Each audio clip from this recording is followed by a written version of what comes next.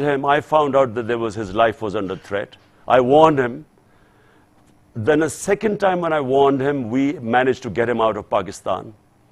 We had a government in KP, so we managed to get him out of Pakistan to Dubai. There his visa was running out. So Pakistan government was wanting him back. So in order to get away from being facing certain death in Pakistan, he then went to Kenya where he didn't need a visa. And day before yesterday, he was murdered, assassinated in Kenya. And that has really, it's a mixture of depression and hatred in this country right now. And hence I've announced my march. And the idea of this protest march is to show the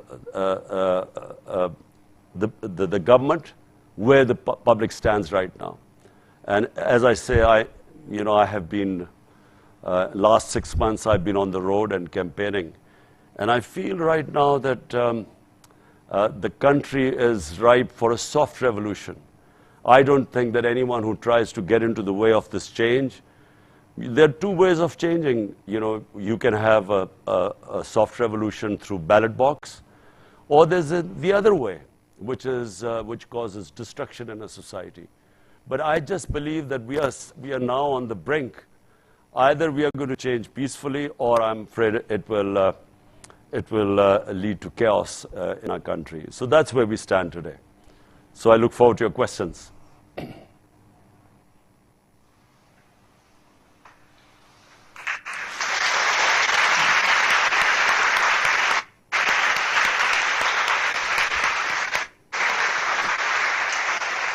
Thank you very much for that address. I'd like to sort of get into some questions before we get into some questions from the audience here at Oxford Union. And I wanted to start off with of course, the biggest news that is surrounding freedom of press at the moment. So we all heard about the recent tragic news of Arshad Sharif's death in Kenya, from yourself as well. And it is a very sort of difficult thing. It brings into question the freedom of press in Pakistan in general. So freedom of press has been a big issue in Pakistan. According to Reporters Without Borders, out of 180 countries, Pakistan was placed 157th. What do you think should be done to uphold freedom of press in Pakistan and to protect freedom of press? I mean, even in addition to this, ARY, which is one of the biggest news channels in Pakistan, was closed, shut down. So I wonder, what do you think would be a solution to this sort of moving forward? Look, let me say that who is worried from freedom of press? If I'm breaking the law, or if I'm a crook, I'm a head of state and I'm worried that I'm making a lot of money laundering, like most of our leaders have been buying properties abroad in Mayfair and in London and big places, laundering money from this country. So I would want to clamp down on the media. Let me just say, this is the case for the entire developing world. According to the United Nations Secretary General, he set up a panel. That panel is called Fact-Eye Panel. It was to find out why is there a difference, the difference between the rich and the poor countries, why is this increasing? And it came up with startling results. Number one, they said that every year, now you will all be shocked to hear this, every year $1.7 trillion move from the developing world into the developed world, into the richer countries, offshore accounts. $1.7 trillion from poor countries or developing countries move to offshore accounts, rich countries, properties in London, New York, and big Western capitals. I mean, this is a plunder going on of the developing world at an incredible speed.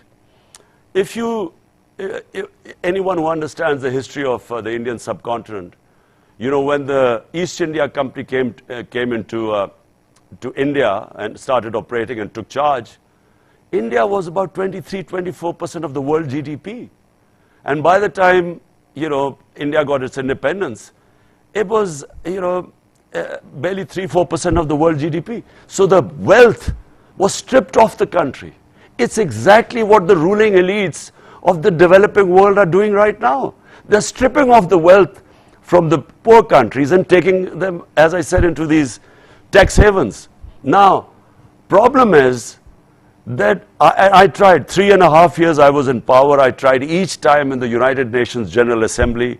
I kept saying that there has to be action taken against this illicit flow of money out of developing world, just like you do of terror financing or like drug money, which affect the Western countries. They must do something to stop this plunder of the developing world. But there is no incentive in the rich countries to do anything because they benefit from this flow of money. And it's the poor countries which, unfortunately, they do not want to do anything because, sadly, a lot of the leaders of the developing world are laundering money out of their country. So they're also not interested. So what is happening is that the poor people are getting poorer. This gap will increase and you will have this economic migrants. You know, this is just going to become an epidemic sometime ahead. You will have these people dying and crossing, you know, in these boats trying to get to the well-off countries. Something has to be done to stop this. And I'm afraid the developing world sooner or later must realize that this situation cannot go on. Yeah, no, absolutely. And I think that speaks to generally sort of a problem with sort of the like, you know, many problems within like developing countries as well. But the more particular thing that I, you know, sort of intended to touch on was the upholding the freedom of press in Pakistan in general. But one thing that I wanted to particularly mention, following up on that, on my previous question as well, was that during your tenure as the Prime Minister, Pakistan dropped 18 points in press freedom, according to Reporters Without Borders. I was just wondering, what did your government, what sort of steps did they take to uphold freedom of press in your government? Of course, now it's very bad in the state that a journalist is dead in Kenya and a news channel is shut down. I just reiterate the question of, like, how do we get out of this situation where the press in our country is just not safe? These things that we talk about here will never be sort of brought into light. Okay, let me just explain to you the difference between what was happening during my time and what is happening now. There was not one journalist that my government ever thought of, forget about persecuting, I mean, even trying to muzzle him. Because if I have nothing to hide, if I'm not corrupt, and if I'm not breaking the country's law, why would I be scared of freedom of press? The people who are scared are the mafias. And this is what is happening right now. These are mafias. The problem we had, and which is why maybe, because what, you say that we went down a few notches. Look, when I took over, we had been going through this war on terror. 80,000 Pakistanis died in this war on terror, which we participated in, which we never should have. It wasn't our war. But as a result, 80,000 Pakistanis died.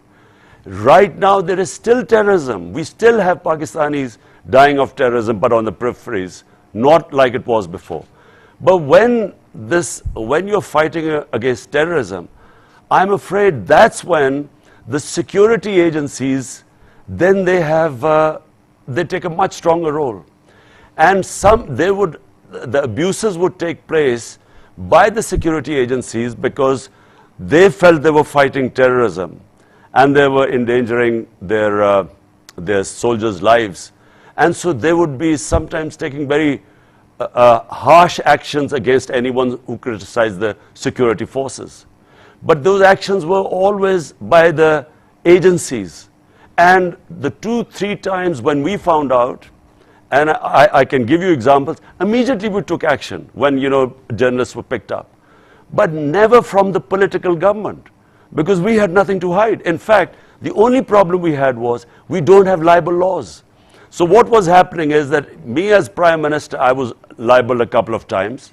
I went to court as a Prime Minister, but even I couldn't get justice because we have a real problem with defamation and libel laws. No one gets convicted here.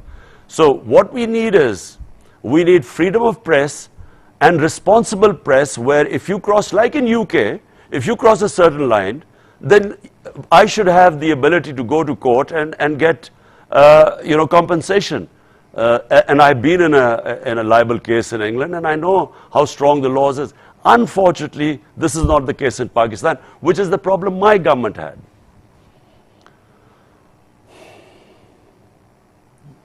Yep. No, absolutely. That puts it into context, especially sort of the transition between governments and the freedom of. But moving on to sort of more recent event, which has been like recent news, is the recent decision by the Pakistani Electoral Commission to disqualify you from being a member of the parliament. Where do you stand on this decision, and do you see yourself successfully running for a re-election in 2023? You know, when I started playing cricket, and when children and as boys we used to play cricket. So when the other team used to be losing, a lot of the times the boys would just pick up the stumps and run away and said, we are not playing anymore. Now this is exactly what's happening right now. In 2 by-elections which we've competed, it's never happened before that sitting governments have been routed in the by-election. That is because of massive public turnout. And it's also because, despite the fact that the election commissioner is completely biased, it's not even biased, he's just part of their team. It's like them playing with their own very biased umpire. Now, and I'll just give you an example. 9 times the election commissioner has given decisions against us. 9 times we've gone to the court who've overturned the decisions because they've been so biased. This thing of my disqualification, it is just, it is unbelievable. In fact, I'm going to do a defamation case against this election commissioner because it will never stand in a court of law. And we are waiting, we are already in court, we are waiting for the full judgment has just come. It is, I won't go into details, but it is just a joke what he's done. Not just that, there were 2 cases they are trying to disqualify me. One is a funding case, a funding of the political party. We are the only political party in Pakistan's history that does proper political fundraising. We have a 40,000 database of our donors. Other parties have nothing. And we keep telling them that, look, we are the ones who, everything is on record. They have been trying to find out something in this, in our funding case for almost 6 years. So, neither will I be getting disqualified in the funding case, and certainly not in this Tosha Khana case, which is too ridiculous to explain to you. But we are in court, and I'm confident that they'll be brushed aside by the court. But there is a desperation. They've just done another terrorism case on me. So they might, God knows, they might try something else. I have had 24 cases against me right now.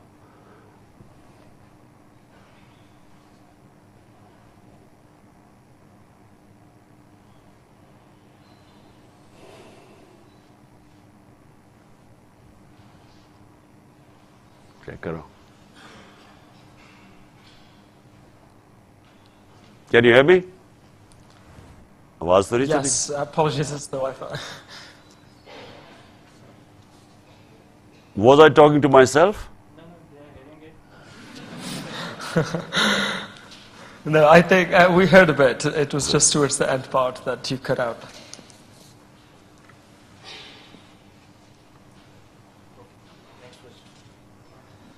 Yeah. Next question. The Pakistani Wi-Fi.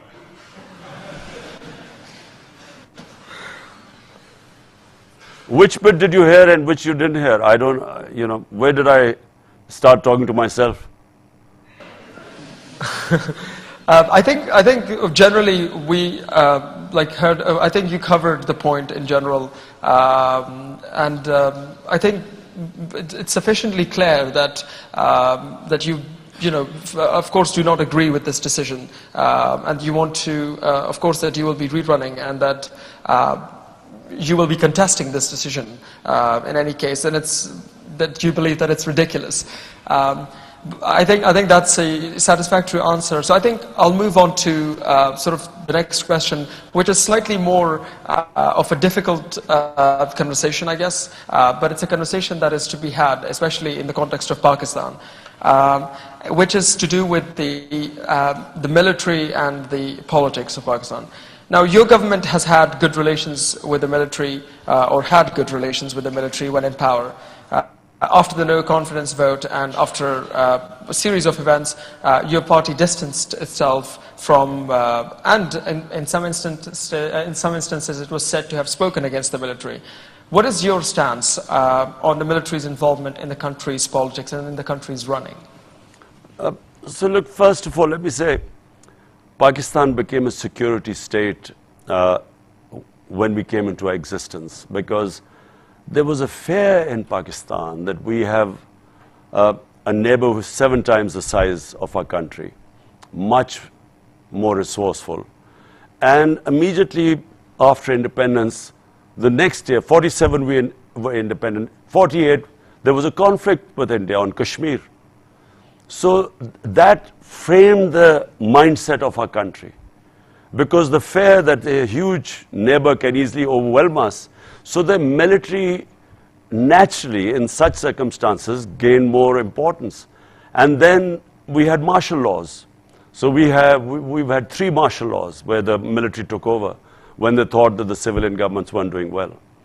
Now, the problem with this is that, you know, we have never had an extended run of democracy. So that balance that should be in a society between bearing in mind we are a security state, so the balance between the military establishment and a civilian government, that balance has never really been there. So what happens is that when you have a democratic government, the responsibility lies with the democratic government to deliver. But the democratic government does not have all the power. So it does not always have all the authority. So unless authority and responsibility lie in one place, it's very difficult for any management system to work. Now, I'll give you just one example where, in fact, I had a very good relationship with the military establishment. There were no problems between us. In fact, it was a complementary relationship. But the one area where I had this problem was because I had been campaigning for 22 years when I came into power, that the powerful must be held accountable. They must be brought under the law. So action must be taken against them. So they were openly stealing money, laundering money out of country, living in these palatial palaces or huge luxury flats in London, money stolen from this country, and never giving any money trail or source of income. How did they acquire this great wealth? So we saw them. I knew these 2 families for the last 40 years, and I saw these rags to riches stories where they never had this sort of money, but suddenly they're worth billions of dollars now, lying in outside Pakistan. So my point was that these 2 corrupt families and people associated with them, they should be held accountable, and there were already cases pending in our accountability bureau. So all I was asking them was that action must be taken. Now, unfortunately, the accountability bureau was not in my hands. So and they were controlled by the establishment. Now, I would keep telling them that, look, take action against these people. But unfortunately, for some reason, the establishment's views on corruption were completely different to mine. They did not take that seriously. I kept telling them that no country can prosper if the ruling elite is siphoning off money outside the country. And I kept, because They didn't have any idea. They did not understand the difference, as I have mentioned earlier, why countries fail. The developing world and the developed world is rule of law, because the reason why countries prosper is because once you have law, you have level playing field, you unleash the potential of a society. But when you have all the resources are controlled by a tiny elite, you know, the people are enslaved by that. So the societies just cannot grow. And then when you launder money outside your country, when the ruling elite launders money outside the country, it puts pressure on your currency, which devalues. When that devalues, it causes poverty because inflation, imported inflation takes place. So this is where the point of disagreement took place. I kept telling them that, look, this Bureau of Accountability is under you, take action. And they just, for them, corruption was no big deal. No, thank you for that. I will ask like one last question regarding something that you mentioned and have been sort of course, very strong about, is the, like mentioning the two political parties, of course, as two families. You mentioned the dynastic politics has been a huge problem in Pakistani politics. And I think people would agree that one thing that PTI is sort of seen as different is that it offers, what it offers is hope of making it to the top of leadership without being part of a particular dynasty, for people who are competent, for people on their merits. Now, though it is true in your case personally, beyond you, it is argued that PTI is now sabotaged by dynastic families within it. Do you have a plan to end this dynastic politics within PTI, or do you think it's inevitable in the Pakistani political system? Look, as all of you sitting there would know, the reason why democracy forged ahead of monarchy or kingship is because democracy, actually, the better the democracy, the better the meritocracy. And kingship is bound to decay because, you know, I'll give you the example of the Mughals, the great Mughals who ruled India. And India was a superpower at that time. So in 180 years, there were 6 Mughal emperors who ruled for 180 years. And when the last great Mughal died, in the next 17 years, there were 6 different Mughal emperors. Something like what is happening in Britain right now. So, problem is, when in kingship, because there's no meritocracy, it all depends that if the son or the successor of the royal blood, is he capable or not? And if he's not, the whole thing goes down, as the Mughal Empire went down. And as the Ottoman Empire started going down, you know, because once one poor head of state comes, because there's no meritocracy. Democracy, the better the democracy, the better the meritocracy, and therefore you have better leadership. Now, problem with Pakistan has been that we have what is called the feudal system. The feudal system meant there were the rural landlords who had huge land holdings. They could do politics because they had time and money. Because, you know, normal people just don't have the time and money to, you know, to do full-time politics. So they dominated Pakistani political scene. And they became, the children then succeeded. So it became a family affair. As these two parties are, they are family affairs. They are, you know, for instance, I mean, the Benazir's son, Bilawal, he's never worked 1 hour in his life. And you know, he's head of their party. Same as Nawaz Sharif's successor, his daughter, she's never worked one hour in her life. So they imagine when they take over, so we have the worst of both worlds. Sometimes the princes were actually trained in statecraft.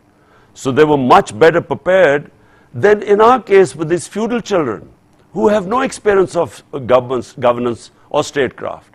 So therefore, the families have gradually, the country has gone down, as have the parties gone down. Now in my party, what I hope, And I tried once, we held a huge intra-party election. It was the first time a party had held such a huge scale intra-party election, but it didn't work properly because it was the first time we had tried. We tried a second time, and we tried to use technology, but you know, the elections, the general elections came, so we stopped. But my idea is that the only way you can have meritocracy in the party is if you have party elections. So from the experiences we've gained now, we were setting up a system to have a proper intra-party election. And that election will ensure meritocracy. And that is the only way you stop this dynastic politics. If a family member is good enough, fine, he can come up through the elections. But it should not be this nomination that just because you're born in a certain family, you should be automatically, you know, get a party ticket. That should not happen. Absolutely. Thank you very much for this conversation. I would like to sort of, for the last part of this conversation, move to the floor for any questions that they may have for yourself. So yeah, I open the floor for any questions. I recognize this member in the blue jacket. Yes, please speak loud. They will give you the mic.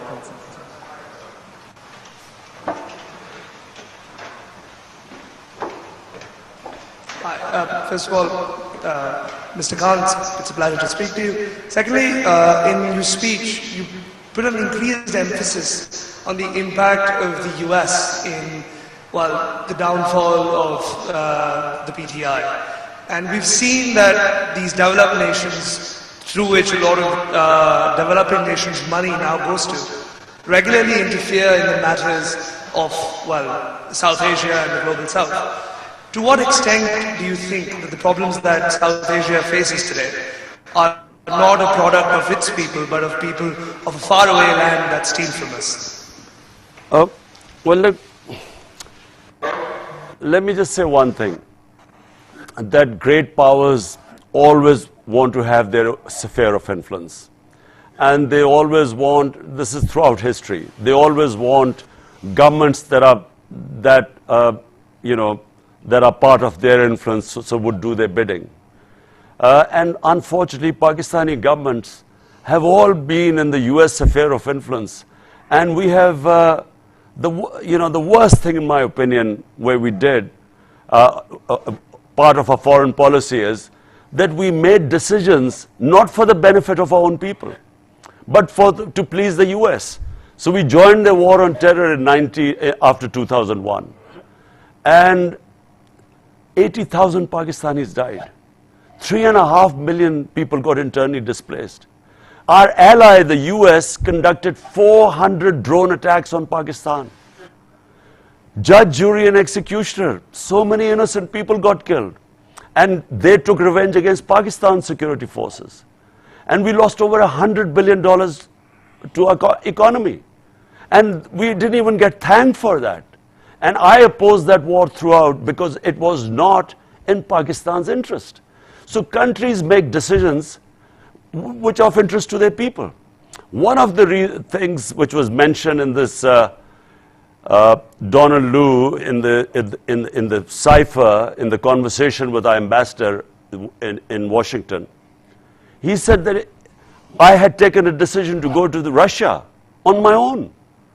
And that was held against me. But why was I going to Russia? Because Russia would have supplied us with cheap oil.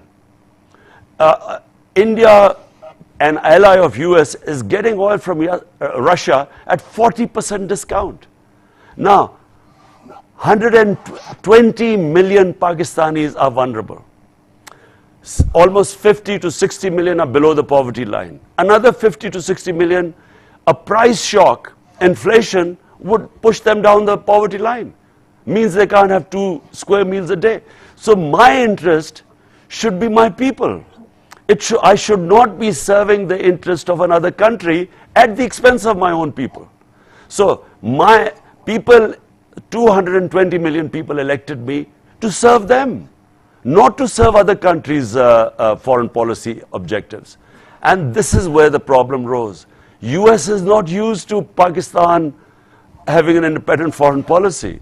They wanted these pliant stooges like the one right now who's our prime minister, you know, who would do whatever they order him to do. So it doesn't mean you're anti-American.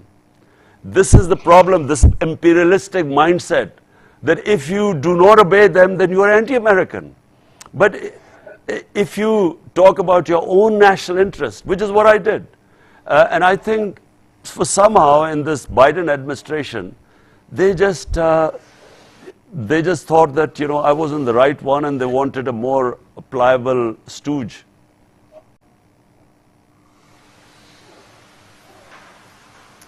Yeah. No, thank you very much. I now look for another member to ask a question. I recognize that member just right there. Could you please right there, second row? No, sorry, just in front of you. Yeah. Yes, you. Yes, this lady here. Okay, I guess. Just here.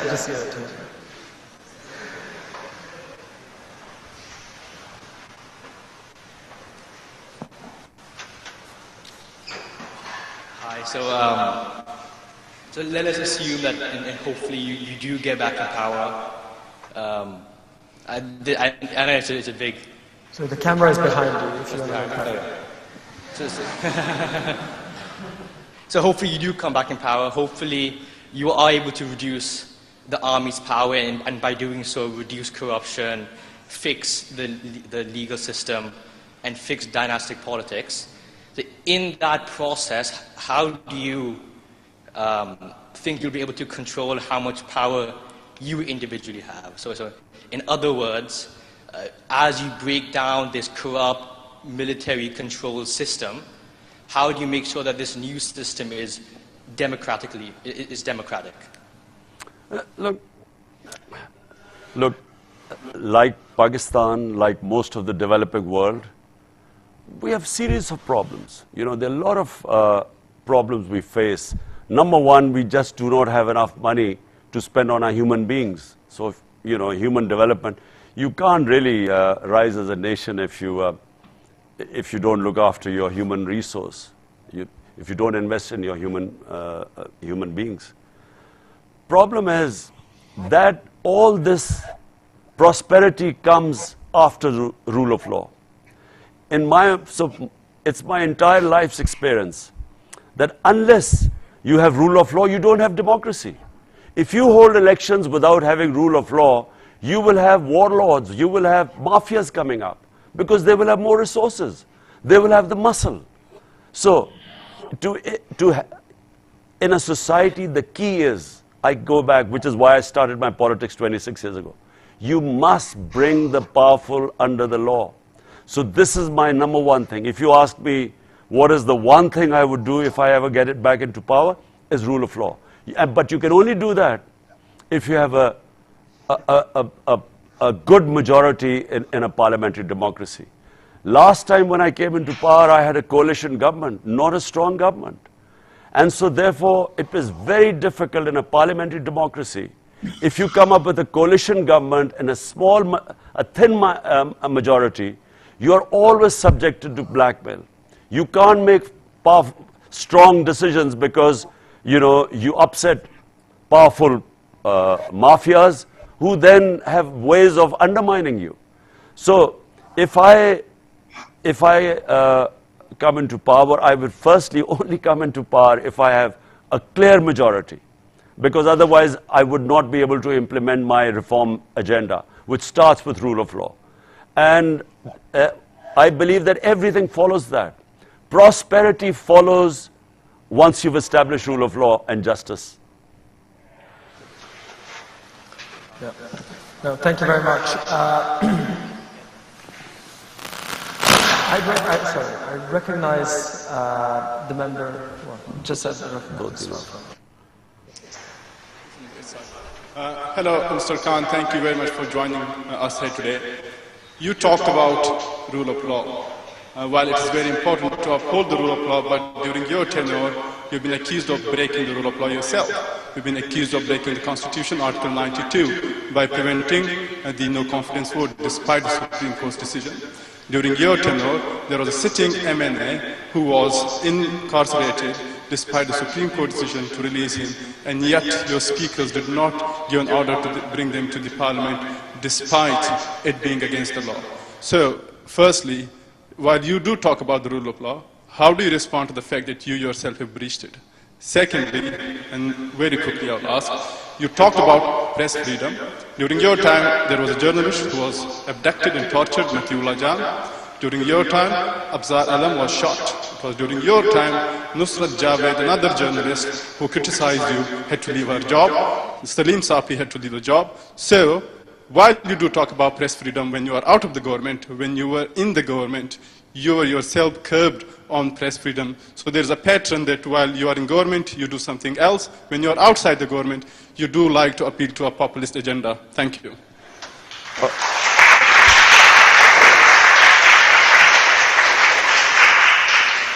So can you, let's start first by Matiullah Jan. We found out Matiullah Jan had been picked up night before. The first thing we did was, in the morning when we found out he was released. We found out that he had been picked up by the security agencies because he had said something against them. My government immediately had him released. The other guy who was shot had actually nothing to do with freedom of media. It was a personal dispute which we investigated and found out. There was no journalist that where my government clamped down upon. There was not one journalist. These incidents, there was maybe one other incident that had to do with the security forces. And let me explain. Why were the security forces used to this? Because while we were in the war on terror, there were a lot of instances where the security forces would act in the name of fighting terror. And this was not just in the case in Pakistan. If you look at the US with Guantanamo Bay, fighting terrorism, always they used to take more liberties. So remember, my government had nothing to hide. So there was nothing. And now you talk about an MNA. Which MNA are you talking about? No MNA had anything to do with where our government had him incarcerated. And what law are you talking about which I had broken? When my government, when it came to this no confidence motion, we just announced elections. We had this option. It was in the Constitution. It went into the Supreme Court. We had a right. It wasn't against the law. If rather than having your members of parliament being sold like, like sheep in an auction, the best was go to the people, let them decide, who they wanted to form government in Pakistan, rather than having spending millions of dollars to get buying your members of parliament. So what was wrong with asking for elections? That wasn't breaking any law. Well, thank you very much. We'll have one or two more questions because we're arriving to the end of the event. Could we please give a chance to the person in the second row up at the front? Assalamu alaikum, Imran Khan. My name is Umar Khan, and my question to you is, Pakistan, like PTI is not the first political struggle or movement, that Pakistan has seen after its creation. There has been a lot of parties, a lot of leaders, just like Fatma Jinnah and Zulfikar Ali Bhutto. And what we saw was like their parties and their struggle died down after they passed away. So is this the same that's going to happen with the PTI? Like people call it like a big bag of wind, and it's just one man show, and it's all just Imran Khan. Like recently we saw in these by-elections, they were like, you won on 6 seats, and the only other candidate which PTI had, the daughter of Shah Mahmood Qureshi, she couldn't win. So do you have a plan after, like for PTI after Imran Khan, do you have a systematic way where there's going to be a successor to the party, to your struggle, or it's just the Imran Khan? Well, Look, first of all,